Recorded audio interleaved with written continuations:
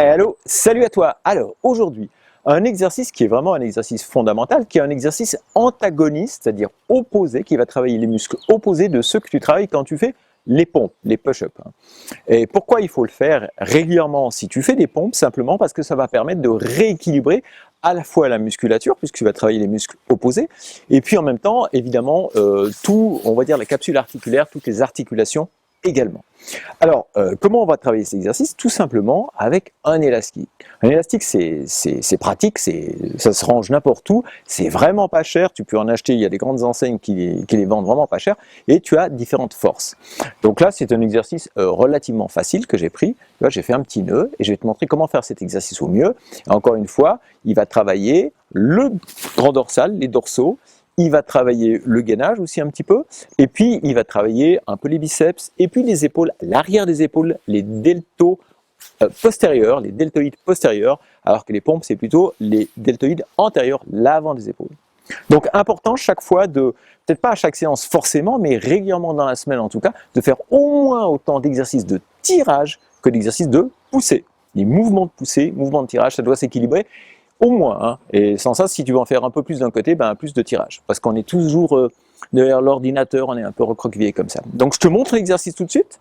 Alors, très simple, là j'ai fait une petite boucle. Voilà, voilà. Et puis je vais positionner mon élastique comme ça, le corps droit. D'accord? Les jambes écartées à peu près de la largeur des épaules, légèrement fléchies. Tu gaines vraiment, donc tu rentres un petit peu le nombril, tu gardes vraiment le tronc droit. Et puis à partir de là, tout simplement, ce que tu vas faire, c'est, tu peux tester un petit peu, parce qu'évidemment, plus tu vas être éloigné, plus ça va être difficile, hein, c'est clair. Donc si c'est comme ça, ce ne sera pas très dur. Donc il faut tester un petit peu la bonne longueur. Et puis là, ce que tu vas faire, tu vas garder les épaules basses.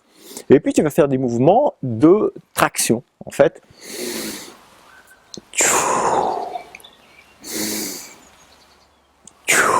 Donc de traction. Alors comment on fait ça? On garde les épaules basses et puis pendant le mouvement, les mains, tu peux commencer le mouvement avec les pouces un petit peu vers le bas. Et puis quand tu vas tirer, tu vas vraiment mettre tes mains parallèles au torse. D'accord? Tu fais une sorte de petite rotation externe de l'épaule. Mais ce qu'il faut savoir et bien prendre conscience, c'est que il faut vraiment, quand tu fais ton mouvement, tu restes dos droit. Et puis, tu vas ramener tes omoplates vers l'arrière, c'est-à-dire que tu vas serrer les omoplates. Hein. Ce n'est pas un mouvement où on fait que ça. Là, on va travailler plutôt le biceps, mais là, on va vraiment travailler avec les épaules en bas, les omoplates qui se resserrent. Démonstration.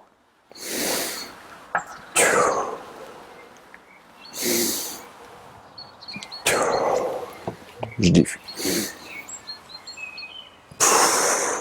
Voilà.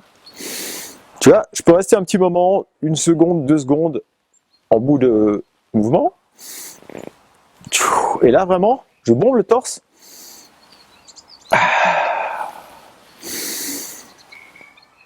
Et je reviens doucement. Alors ce mouvement, je l'exécute plutôt lentement, vraiment en étant concentré sur le mouvement lui-même. Un mot sur la respiration. En renforcement musculaire, en général, dans la majorité des exercices, on expire quand on fait le mouvement, hein, lors vraiment de la contraction, lors d'efforts concentriques.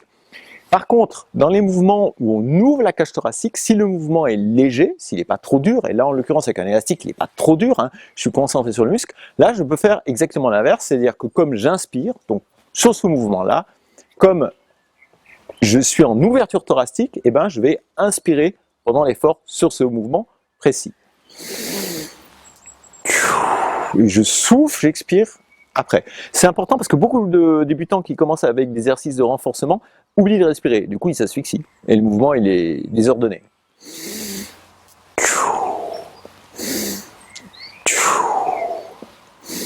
Je peux varier un petit peu les vitesses d'exécution. Et voilà. Et la difficulté de l'effort. Tu vois, je suis toujours gainé.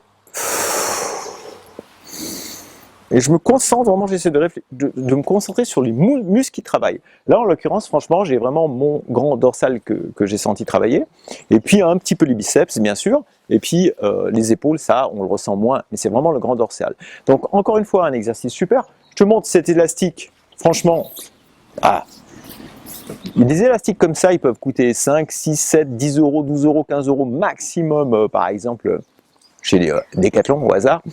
Et puis voilà, et c'est super pratique. Donc un conseil, si tu sais pas comment faire des tractions, par exemple avec des barres fixes, parce que c'est difficile, c'est dur pour les articulations, il faut déjà être bien entraîné, eh ben, achète-toi un élastique.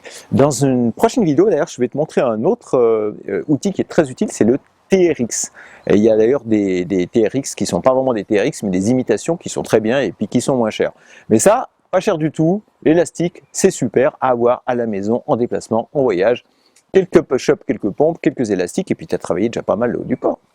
Voilà, c'était cette petite vidéo sur les bienfaits du tirage élastique. Moi, je te dis à très bientôt dans une autre vidéo. Ciao!